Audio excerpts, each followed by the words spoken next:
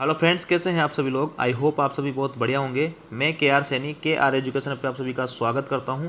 दोस्तों, आज इस वीडियो में अपन बात करेंगे यहाँ पे जीडीसी का फॉर्म या कोई सा भी आप एनटीपीसी का फॉर्म डाल रहे हो या फिर जो है कोई भी ओपन वैकेंसी आ रही है उसका फॉर्म डाल रहे हो रेलवे के अंदर, तो उससे पहले आपको कौन कौन सी सावधानियां पे रखनी होगी दोस्तों। क्योंकि एनटीपीसी और ग्रुप डी में बहुत सारे कैंडिडेट्स के साथ में ऐसा हुआ था कि उन्होंने फॉर्म भरते टाइम छोटी छोटी कुछ गलतियां की थी जो कि उनको बाद में बहुत भारी पड़ी थी, और कई सारे दोस्तों को तो दोस्तों यहाँ पे जॉब से बाहर कर दिया गया था। फाइनल सिलेक्शन होने के बाद भी उनकी गलतियों की वजह से उनको बाहर कर दिया गया था। तो वो सारी गलतियों पे अपन डिटेल से बात करेंगे कि उन गलतियों से अपन कैसे बच सकते हैं। और साथ ही दोस्तों, ये जो एलिजिबिलिटी का चक्कर चल रहा है यहाँ पे, कोई जो है किसी जोन से बोल रहे हैं कि 2 साल की मिनिमम सर्विस चाहिए। हालांकि ऐसा एक ही जोन है SECR, बाकी सभी जोन जो है वहाँ पे मिनिमम सर्विस जो है 2 साल की यहाँ पे कहीं भी नहीं लिखा हुआ है, बस रेगुलर एम्प्लॉय का लिखा हुआ है। उसके ऊपर अपन बात करेंगे। तो इनसे पहले अपन बात करेंगे दोस्तों, यहाँ पे साफ साफ आपके नोटिफिकेशन वगैरह में भी दे रखा है, और एक जो जोन है उसने यहाँ पे अलग से नोटिस भी निकाला है कि आपको ये सारी गलतियाँ यहाँ पे नहीं करनी है।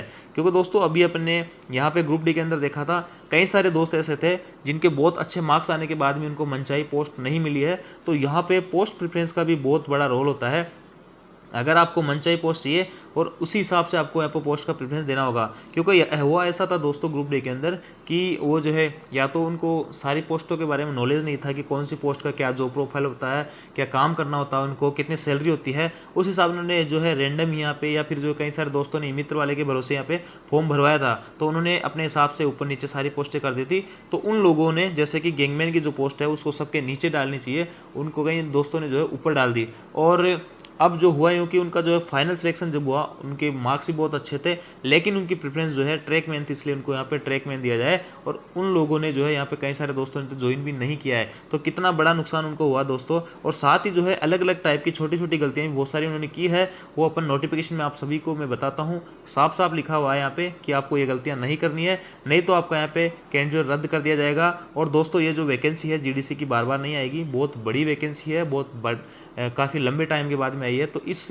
वैकेंसी का जो फ़ायदा है इसको जाने मत देना दोस्तों, क्योंकि ऐसा मौके बार बार नहीं आएंगे। और इसके थ्रू जो आप ग्रुप डी से या आप जिस भी लेवल में हो, अपर लेवल में जाने का आपके पास में बहुत ही सुनहरा अवसर है। इतनी बड़ी वैकेंसियाँ बार बार नहीं आती है, तो इसमें आप सभी लोग बिल्कुल जी जान लगा दीजिए दोस्तों। तो जी जान लगाने से पहले अपन इसमें ये जो गलतियाँ हैं मैं आपको बता रहा हूँ, बार बार कह रहा हूँ दोस्तों, ये गलतियाँ आपको नहीं करनी है। क्योंकि अगर अपन इन गलतियों से बचेंगे तो ही अपना यहाँ पर फाइनल सिलेक्शन तक पहुँच पाएंगे। अगर अपन ने ये गलतियाँ की है तो और जो बच्चे जैसे एनटीपीसी और ग्रुप डी में बाहर हुए थे, वैसे अपने को फाइनल सिलेक्शन में बहुत अच्छे मार्क्स आने के बाद में, जनरल फाइट करने के बाद भी अपने को यहाँ पे बाहर कर दिया जाएगा। तो अपन जो है इसमें कैसे बच सकते हैं इन गलतियों से, उस बारे में अपन यहाँ पे देखते हैं। तो अपन जो है नोटिफिकेशन के ऊपर चलते हैं। दोस्तों, मैंने यहाँ पे आपके सामने SCR साउथ सेंट्रल रेलवे का जो है नोटिफिकेशन दिखा रहा हूँ, और ये जो है 27/7/2023 को आउट हुआ था। हालांकि और भी 4-5 जोन से यहाँ पे नोटिफिकेशन आ गए हैं, लेकिन एकदम जो है लेटेस्ट यही आया है और सभी में यही सेम बातें लिखी हुई है। तो अपन यहाँ पे सबसे पहले देख लेते हैं। ये जो है आपका सेफ्टी पोस्ट एंड वैकेंसीज, यानी कि आपकी लोको पायलट और टेक्नीशियन की जो पोस्ट हैं, इनका प्रेफरेंस का आपको ध्यान रखना है दोस्तों। और प्रेफरेंस के ऊपर मैं अलग से एक वीडियो बनाऊंगा, क्योंकि अभी मैं जो है बहुत बिजी हूँ यहाँ पे। अभी मैं लीव पे चल रहा हूँ 15-20 दिन से, और आज मैं एक दिन के लिए घर आया था, तो सोचा आप सभी लोगों को ये जानकारी दे देता हूँ ताकि आप ये गलती नहीं करें, बाद में अपने को यहाँ पे पछताना नहीं पड़े। तो सबसे पहले आपको यही डिसाइड करना है कि आप जो है असिस्टेंट लोको पायलट में जाना चाहोगे या फिर टेक्नीशियन में जाना चाहोगे। क्योंकि दोस्तों यहाँ पे अगर आप टेक्नीशियन की पोस्ट डालोगे तो टेक्नीशियन की पोस्ट आपको पहले मिलेगी, और अगर लोको पायलट की पोस्ट आप प्रेफरेंस में डालोगे तो लोको पायलट की पोस्ट आपको मिलेगी। तो सबसे पहले तो आपका दिमाग यहीं पे क्लियर करना है आपको कि आपको जो है कौन सी पोस्ट यहाँ पे डालनी है पहले। इसके बाद में दोस्तों, जैसे कि कई सारे दोस्त ऐसे हैं जिनका मेडिकल स्टैंडर्ड C1 है, C2 था, जैसे कि ग्रुप डी में या एनटीपीसी में उनको पता लगा होगा, और कईयों का जो है B2 था। तो देखिए यहाँ पे टेक्नीशियन और लोको पायलट के अंदर B2 वाले लोग जो है एलिजिबल नहीं है, तो उनको यहाँ पे ये फॉर्म नहीं डालना है। और वो जो है जब उनका B2 ही मेडिकल स्टैंडर्ड, तो A1 भी उनका नहीं होगा, तो इस हिसाब से उन लोगों के लिए पोस्टें नहीं है, वो लोग इसमें फॉर्म नहीं डाले। अब जिन लोगों को जो है जो मेडिकल स्टैंडर्ड जो यहाँ पे रिक्वायर्ड है B1 वाले, वही लोग इन पोस्टों को भरे। और यहाँ पे दोस्तों B1 या B1 से ऊपर जो भी पोस्ट हैं, जैसे B1 के ऊपर आपकी मेडिकल स्टैंडर्ड A1 हो गया, A2 हो गया, A3 हो गया, B1 हो गया, ये सभी लोग जो है इनमें से कोई सा भी मेडिकल स्टैंडर्ड है तो ये सभी पोस्टें आप इसमें भर सकते हो। और A1 आपको लोको पायलट के लिए A1 आपका मेडिकल स्टैंडर्ड चाहिए। मेडिकल स्टैंडर्ड के ऊपर जो है मैं अलग से एक वीडियो बना दूंगा। बाकी आप ये जो पोस्ट हैं 15 टाइप की यहाँ पे आपके टेक्नीशियन एलपीए की, इनमें आपको प्रेफरेंस का विशेष तौर से ध्यान रखना है। और सभी में लगभग लोको पायलट के अलावा सभी का मेडिकल स्टैंडर्ड B1 है, तो ये आपने डरने की बात ही नहीं है। इसका B1 मेडिकल स्टैंडर्ड, और सभी टेक्नीशियन की पोस्ट यहाँ पे फॉर्म डाल सकता है। लेकिन दोस्तों यहाँ पे जो है आपको प्रेफरेंस यहाँ पे डालनी होगी कि आपको टेलीकॉम की पोस्ट पहले डालनी है, सिग्नल की पहले डालनी है। तो प्रेफरेंस डालने से पहले आप सभी पोस्ट के बारे में अच्छे से जान लीजिएगा और आराम से मेंटली प्रिपेयर रहेगी कि आप जो है जो पोस्ट प्रेफरेंस लगा रहे हो उसी के अकॉर्डिंग आपको पोस्ट मिलेगी। बाद में आपको पोस्ट चेंज करने का कोई भी मौका यहाँ पे नहीं दिया जाएगा। एक बार आपने यहाँ पे पोस्ट प्रेफरेंस डाल दी दोस्तों, उसी के अकॉर्डिंग आप चाहे कितने भी अच्छे मार्क्स ले आना, उसी के अकॉर्डिंग आपको यहाँ पे पोस्ट मिलेगी। जैसे कि इसमें से कई सारी पोस्टें बहुत ही शानदार है, वो मैं आपको अलग से एक वीडियो बना के बताऊंगा, क्योंकि वीडियो जो है बहुत लेंथी हो जाएगा। तो सबसे पहले बात तो यही है कि आप जो है अपने मेडिकल स्टैंडर्ड के हिसाब से पोस्ट का प्रेफरेंस भरिए, और पोस्टें भी जो है आपको कौन सी पोस्ट में यहाँ पर सिलेक्शन चाहिए पहले आप उसको प्राथमिकता दीजिए। ऐसा नहीं हो कि आपके जो है यहाँ पे उल्टी सुल्टी आपको अभी नॉलेज ही नहीं है कि टेक्नीशियन की कौन सी पोस्ट में क्या काम होता है, और जो पोस्ट पे आप जाना नहीं चाहते हो उसी को आप प्रेफरेंस में डाल देते हो, और बाद में फाइनल जब सिलेक्शन होगा तो आपको जो वही पोस्ट यहाँ पे दे दी जाती है जो कि आपको बिल्कुल भी पसंद नहीं है। तो इस हिसाब से सबसे पहले आप पोस्ट प्रेफरेंस का ध्यान रखेंगे, चाहे टेक्नीशियन हो चाहे जेई हो, इन सब के बारे में आप पोस्ट प्रेफरेंस यहाँ पे ध्यान रखोगे। इसके बाद में दोस्तों क्वालिफिकेशन का आप सभी लोगों को ध्यान ही है कि आप में से जो है जिनके पास में ITI है, जो भी संबंधित ट्रेड है, जैसे कि असिस्टेंट लोको पायलट में, ये सभी लोग आप आराम से पढ़ सकते हो। नोटिफिकेशन मैंने टेलीग्राम ग्रुप पे भी डाला हुआ है और मैं डाल दूंगा, आप आराम से देख सकते हो। अगर आपने ITI कर रखी है, आपने जो है यहाँ पे अप्रेंटिसशिप कर रखी है, वो लोग इसके लिए एलिजिबल हो, असिस्टेंट लोको पायलट, और टेक्नीशियन के लिए भी वो लोग जो है यहाँ पे एलिजिबल है।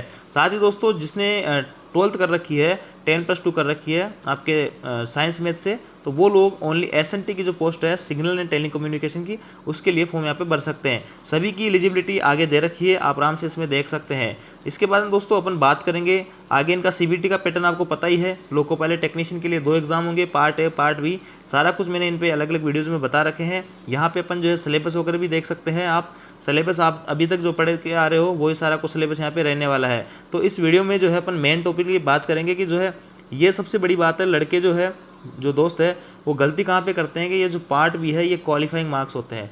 यहाँ पे 35% मार्क्स आपको लाना ही लाना होता है, आपको ये गलती नहीं करनी है। इसकी भी तैयारी आपको अच्छे से करनी है, क्योंकि दोस्तों पार्ट A में आप कितना भी अच्छा स्कोर कर लेना, अगर पार्ट B अगर आपका क्वालिफाई नहीं हुआ, 35% अगर मार्क्स आपके नहीं आए, तो आपको जो है यहाँ पे पोस्ट नहीं मिलेगी, आपको बाहर कर दिया जाएगा। हालांकि ये जो है क्वालिफाइंग है, 35% से ज़्यादा अगर मार्क्स लाते हो तो वो ऐड कहीं भी नहीं होंगे, ओनली ये जो है पासिंग मार्क्स आपको यहाँ पे चाहिए। इसके ऊपर जो आपकी मेरिट वगैरह बनेगी तो पार्ट A के जो नंबर है, पार्ट A के जो मार्क्स है, उसी के हिसाब से आपकी मेरिट यहाँ पे बनने वाली है।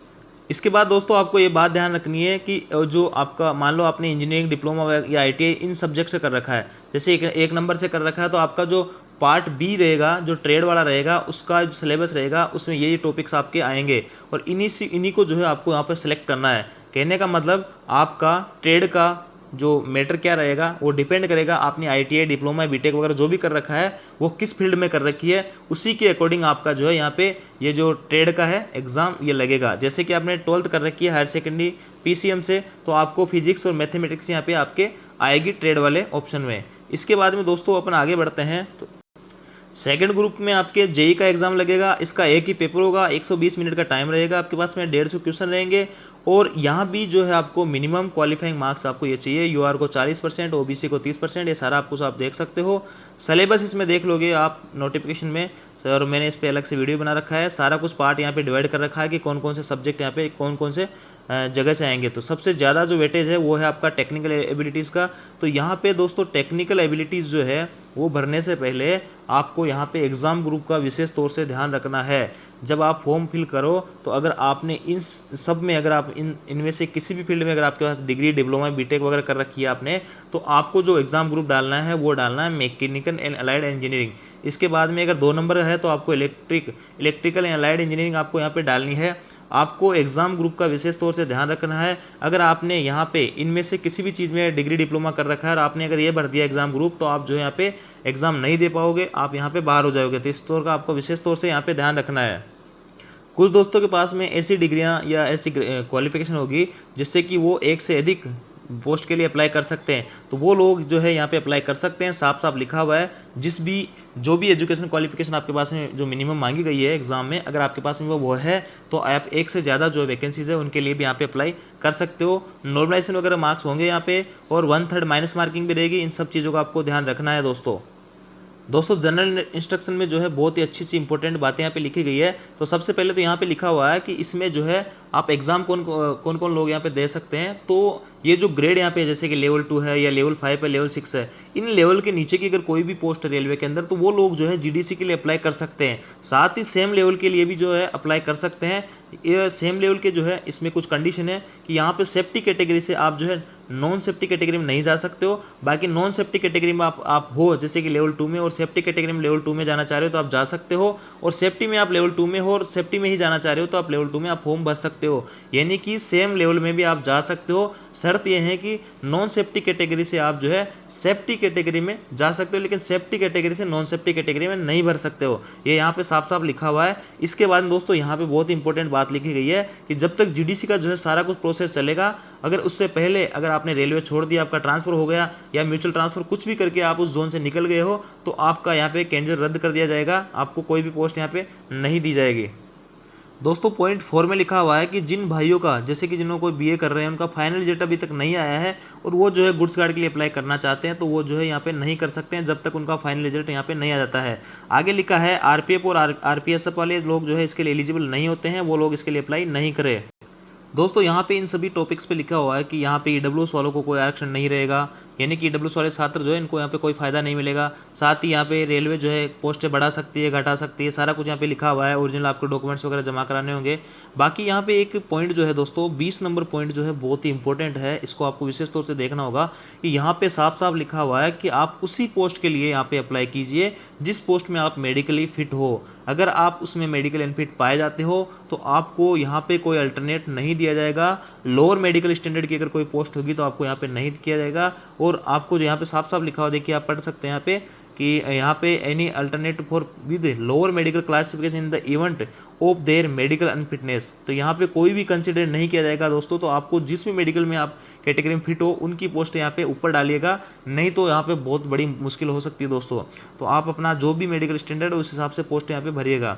इसके बाद दोस्तों अगर आप आगे बात करते हैं तो the numbers of vacancy indicated in the GDC notification provisional, यानी ये जो है प्रोविजनल है, इसको बढ़ा भी सकता है रेलवे, घटा भी सकता है, ये सारा कुछ जो है रेलवे के हाथ में है।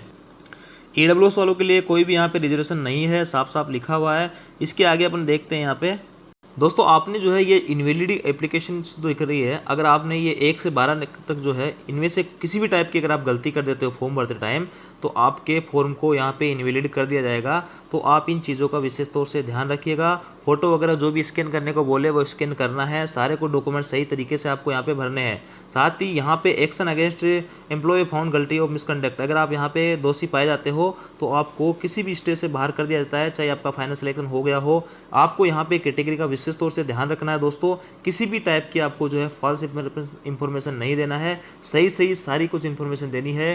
कोई भी ऐसे मिसकंडक्ट करके या जो है गलत तरीके से आपको एज का या फिर जो कैटेगरी का यहाँ पर फ़ायदा नहीं लेना है। अगर इस टाइप का अगर आप कहीं पे भी फ़ायदा लेते हो और पकड़े जाते हो तो आपको यहाँ पे तुरंत बाहर कर दिया जाएगा। कैटेगरी का विशेष तौर से ध्यान रखिएगा दोस्तों। ग्रुप डी के अंदर बहुत सारे दोस्तों से ये गलती हुई थी, उन्होंने जैसे कि एससी वालों ने एसटी कैटेगरी डाल दी थी, एसटी वालों ने एसटी डाल दी थी, उन लोगों को यहाँ पे कोई मौका नहीं दिया गया था, उनको तुरंत यहाँ पे बाहर कर दिया गया था दोस्तों। वैसे इन लोगों को जनरल से मौका दिया जाना चाहिए था, लेकिन यहाँ पे नहीं दिया गया था, बहुत सारे लोगों को यहाँ पे बाहर कर दिया गया था।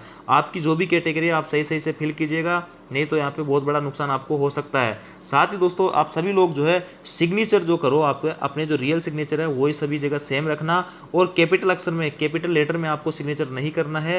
रनिंग लेटर में आपको यहाँ पे सिग्नेचर आपको करने हैं। साथ ही आप सभी लोगों ने एग्जाम दिया होगा, आपका कॉल लेटर का एक पार्ट होता है, उसमें एक पैराग्राफ जो है आपको राइटिंग करवाई जाती है, लिखवाया जाता है, उनको जो है आपको कैपिटल लेटर में नहीं लिखना है, उसको आपको रनिंग में लिखना है, वो आपकी राइटिंग देखी जाती है। तो आप सभी लोगों को मैं पर्सनली गाइड करना चाहता हूं दोस्तों, आप जो है वहाँ पे कैपिटल लेटर में जब आपको कॉल लेटर मिले तो उस पर जो भरने का होता है, आप सभी ने भरा भी होगा, तो उसको कैपिटल लेटर में नहीं भरना है, रनिंग में भरना है, क्योंकि ग्रुप डी में बहुत सारे बच्चों को इसी वजह से बाहर कर दिया गया था। तो ये सिग्नेचर वगैरह वाली है, सारी कुछ कैटेगरी का ध्यान रखना है, सारी कुछ बातें आपको यहाँ पे ध्यान रखना है। अब मैं आपको नोटिस भी दिखाता हूँ जो भी लेटेस्ट में पब्लिश हुआ है उसमें क्या कुछ कहा गया है। ये देखिए दोस्तों, RRCER ने ईस्टर्न रेलवे ने एक यहाँ पे नोटिस जारी किया था सभी कैंडिडेट्स के लिए। तो इसमें कुछ इंस्ट्रक्शन दिए गए हैं, वो आपको ये फॉलो करने हैं और ऐसी गलतियाँ आपको यहाँ पे नहीं करनी है। 29/7/2023 का एकदम लेटेस्ट जो है कल की डेट का ये जो लेटर है। इसमें देखिए दोस्तों, आपको कौन कौन सी सावधानियाँ पे रखनी है। तो सबसे पहले यहाँ पे लिखा हुआ है कि ये जो है डेटेड 25/7/2023 को जो नोटिफिकेशन यहाँ पे आउट हुआ था ER का, उसी की रिगार्डिंग उसमें आपको कौन कौन सी चीज़ें ध्यान रखनी है। और ये जो है किस पोस्ट के लिए था, JEE था, technician, LP, train manager, 4 type की पोस्ट यहाँ पे निकली थी। TT, स्टेशन मास्टर वगैरह इनकी वैकेंसी यहाँ पे अभी नहीं आई है। तो यहाँ पे देखिए only 1 application is to filled, यानी आपको जो है एक ही एप्लीकेशन फिल करना है। और अगर आपके पास में ऐसी कोई मिनिमम क्वालिफिकेशन है कि आप जो है लोको पायलट के लिए भी अप्लाई कर सकते हो, JEE के लिए भी अप्लाई कर सकते हो और गुड्स गार्ड के लिए भी अप्लाई कर सकते हो, तो आप जो है एक ही एप्लीकेशन के अंदर आप इन सभी के लिए अप्लाई कर सकते हो। अलग अलग एप्लीकेशन फॉर्म आपको यहाँ पे भरने की आवश्यकता नहीं है। तो आपको विशेष तौर से ध्यान रखना है दोस्तों, आपको ओनली एक ही एप्लीकेशन यहाँ पे डालना है। अगर आप एक से अधिक डालते हो तो आपको यहाँ पे कैंडिडेट आपका रद्द कर दिया जाएगा और आपको वैकेंसी से बाहर कर दिया जाएगा। इसके बाद में दोस्तों पॉइंट नंबर 2 पे लिखा हुआ है, all candidates must ensure that correct educational detail, आपको एजुकेशनल डिटेल सही से भरनी है। HRMS में जो आपकी डिटेल है, डेट ऑफ बर्थ है, सभी कुछ जो सिमिलर होनी चाहिए। HRMS में जो है आपकी डेट ऑफ बर्थ है, आपके सिग्नेचर है, वो सभी वही सेम होनी चाहिए जो आप अभी फॉर्म डालोगे GDC का उसमें। अगर ये सेम नहीं पाए जाते हैं तो इसके लिए आप जिम्मेदार होंगे और आपको यहाँ पे बाहर भी कर दिया जा सकता है। आपको जो कैंडिडेट रद्द किया जाएगा उसके लिए आप स्वयं जिम्मेदार होंगे। इसके बाद में लिखा हुआ है, all candidate to ensure that the mobile number, यानी आपको मोबाइल नंबर और ईमेल आईडी वही देनी है जो आप चालू रख सकते हो या चालू रहेगी। और आगे जो है आपको सारी कुछ कम्युनिकेशन जो करेगा आपका या कॉल लेटर वगैरह आएंगे तो सारी जो सूचनाएं मिलेगी आपको ईमेल आईडी पे और आपका जो रजिस्टर्ड मोबाइल नंबर रहेगा उसके ऊपर ही रहेगा। तो आप सभी लोग जो है जो भी नंबर आपके चालू है वो ही दे, क्योंकि ऐसी जो है बाद में बहुत प्रॉब्लम्स क्रिएट करेगी। नहीं तो क्योंकि आपका जब यहाँ पे ज्वाइनिंग होगा, आपका रिजल्ट आएगा तो आप सभी लोग जो है यहाँ पे कहोगे कि सर हमारा ईमेल आईडी बंद हो गया है, हमारा जो है मोबाइल नंबर बंद हो गया, तो हमारे को जो है ज्वाइनिंग का कैसे पता लगेगा। तो ये सभी प्रॉब्लम से बचने के लिए अपने को ऐसे अभी से ही ऐसे नंबर देने हैं, ऐसी ईमेल आईडी देनी है और उसको जो है अपने को चालू रखना है, बंद नहीं करना है। ये आपको विशेष तौर से ध्यान रखना है, नहीं तो बाद में जो यहाँ पे अपने दिक्कत हो सकती है। साथ ही हेल्पलाइन नंबर भी आपको सभी के प्रोवाइड किए हुए हैं, उस पर भी आप जाके यहाँ पे कोई भी जानकारी चाहिए किसी भी जोन की तो आप उस जोन की जो है ऑफिशियल वेबसाइट पे विजिट किए, वहाँ पे आपको सारी कुछ डिटेल मिल जाएगी। अब दोस्तों अपन जो है बात करते हैं कि जो मिनिमम क्वालिफिकेशन है उसका क्या रहेगा। तो अभी तक जो है 5 से 6 जोन के यहाँ पे नोटिफिकेशन आउट हुए हैं GDC के, उनमें से SECR south east central railway जो है उन्हीं वहीं पे जो है यहाँ पे मांगा गया है 2 साल का मिनिमम क्वालिफिकेशन। तो अपन देख लेते हैं उसका नोटिफिकेशन में। तो देखिए दोस्तों, ये जो है मैंने SECR का जो है नोटिफिकेशन ओपन किया है। इसमें देखिए दोस्तों यहाँ पे साफ साफ लिखा हुआ है कि जो रेगुलर सर्विस जो यहाँ पे एम्प्लॉय माना गया है उसके पास में 2 साल की मिनिमम सर्विस होनी चाहिए, तभी वो जो है इसके फॉर्म डाल सकता है। और ये जो है सभी नए जो कैंडिडेट्स हैं उनके लिए टेंशन वाली बात हो गई थी कि हमारे पास 2 साल की सर्विस है ही नहीं। और साथ ही दोस्तों आज तक GDC के अंदर ऐसा कहीं भी नहीं लिखा था कि 2 साल की सर्विस आपको मिनिमम यहाँ पे करनी होगी, ना ही रेलवे ने इसके लिए कोई इंटीमेशन दिया था। और यहाँ पे इस जोन ने जो है 2 साल का जो क्राइटेरिया रखा है ये मेरे हिसाब से नहीं होना चाहिए, क्योंकि जहाँ तक मेरे को नॉलेज है और मैं देखता आ रहा हूँ GDC की वैकेंसीज, वहाँ पे GDC में कोई भी टाइम का बाउंडेशन नहीं होता है। और अगर रेलवे यहाँ पे टाइम का बाउंडेशन लगाने जा रहा है तो पहले से छात्रों को यहाँ पे इंटीमेशन करना चाहिए, कोई ना कोई सर्कुलर निकालना चाहिए, कोई लेटर निकालना चाहिए। तो यहाँ से कोई ना लेटर आया ना सर्कुलर आया और सीधा जो है यहाँ पे 2 साल की सर्विस यहाँ पे मांग ली गई है, जो कि एक तरह से नए कैंडिडेट्स के साथ में अनफेयर है। हालांकि इससे जो पुराने कैंडिडेट्स को बहुत फायदा यहाँ पे होने वाला है।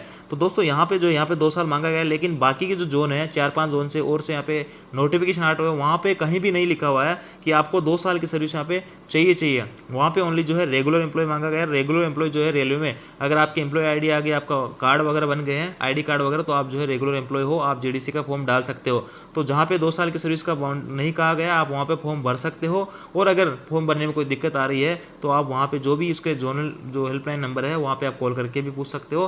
तो यहाँ पे मेरे हिसाब से जो है जहाँ पे नहीं लिखा हुआ 2 साल का वो लोग यहाँ पे फॉर्म डाल सकते हैं। साथ ही SECR जो है यहाँ पे जो कैंडिडेट्स है उनको भी इसका विरोध करना चाहिए कि सर सभी जोन से जब 2 साल का यहाँ पे मिनिमम क्राइटेरिया नहीं रखा गया है तो ओनली इसी जोन से क्यों रखा गया है। क्योंकि अगर क्राइटेरिया रहेगा 2 साल का तो सभी जोन से रहेगा और नहीं रहेगा तो किसी भी जोन से नहीं रहेगा। तो यहाँ पे भी सभी छात्रों को मिलकर इसका विरोध करना चाहिए, या आपके अपने हक के लिए जो है वो वहाँ पे बात कर सकते हैं कि सर बाकी जो जोन है वहाँ से ऐसा मेडिकल का इसका कोई क्राइटेरिया नहीं है सर्विस का, तो यहीं से क्यों है। बाकी जहाँ पे 2 साल वाली बात नहीं आई तो वो लोग वहाँ पे फॉर्म डाल सकते हैं, कोई दिक्कत वाली बात यहाँ पे नहीं है। तो आई होप दोस्तों जानकारी अच्छी लगी होगी, वीडियो आपको अच्छा लगा हो तो दोस्तों के साथ शेयर जरूर कीजिए दोस्तों।